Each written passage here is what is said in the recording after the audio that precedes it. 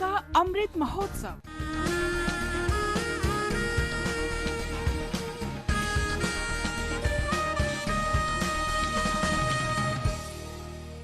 Azadi ka Safar with AIR News. Birth of a Nation.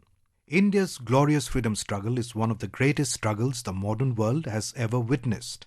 AIR News brings you a glimpse of the struggle every day.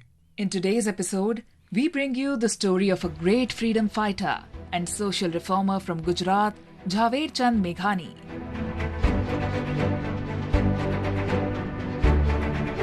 Jhaved Chand Meghani was born on this day in 1896 in Chotila town of Surendranagar district in Gujarat. Inclined towards literature from a young age, he wrote his very first poem when he was just 12. He went on to pursue degrees in both Sanskrit and English literature. In 1930, the noted poet and writer was sentenced to 2 years in jail for writing the book Sindhu that contained songs to inspire the youth participating in the struggle for independence from the British Raj. It was during this time that he wrote Kavya Tripoti based on Gandhiji's visit to London for the Round Table Conference. He was conferred the title of Rashtra Shair or a national poet by Mahatma Gandhi. Sardar Vallabhbhai Patel praised him and said he was a voice full of courage. One of his most famous songs, Mor Bani Thangat Kare, My Mind Dances Like a Peacock, was used in the 2013 Hindi film Goliyo Ki Ras Leela Ram Leela. Meghani authored more than 100 books. His first book was a translation work of Rabindranath Tagore's ballad Kotha O Kahini, titled Kurbani Niye Kotha, Stories of Martyrdom, which was first published in 1922. He was also the editor of Phul Chhap newspaper of Janmabhoomi Group, which is being published till date from Rajkot. It was also on this day in 1928 that the Nehru Committee Report or the Nehru Report was submitted at the Lucknow session of the All-Party Conference. A committee headed by Motilal Nehru, with Jawaharlal Nehru as the secretary, was set up to draft a constitution. When the Simon Commission came to India in 1928, it was vehemently opposed by Indians, especially by the Indian National Congress, for the lack of a single Indian in the commission.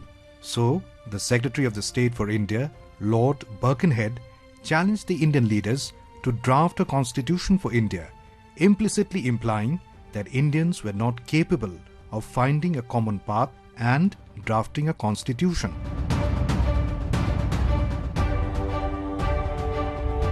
The political leaders accepted this challenge, and an all-party conference was held and a committee report appointed with the task of drafting a constitution. The Nehru Report had the primary motive of assigning dominion status to India within the British Commonwealth.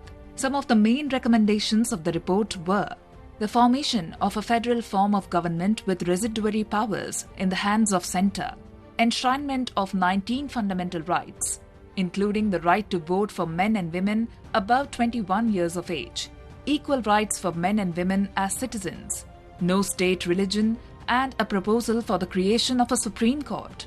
In fact, the Nehru Report was the first major attempt by Indians to draft a constitution of India.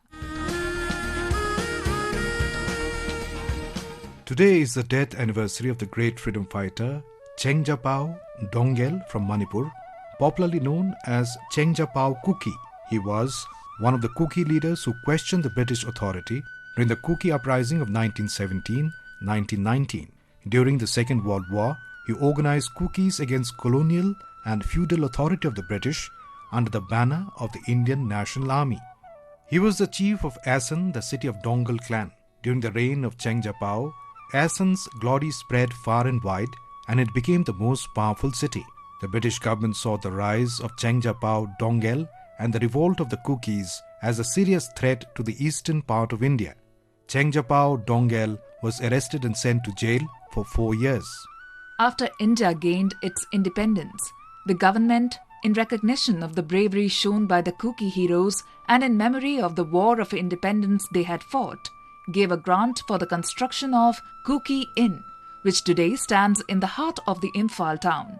Chengjapao Dongel's name will continue to be remembered with honor and reverence in the history of India's freedom struggle.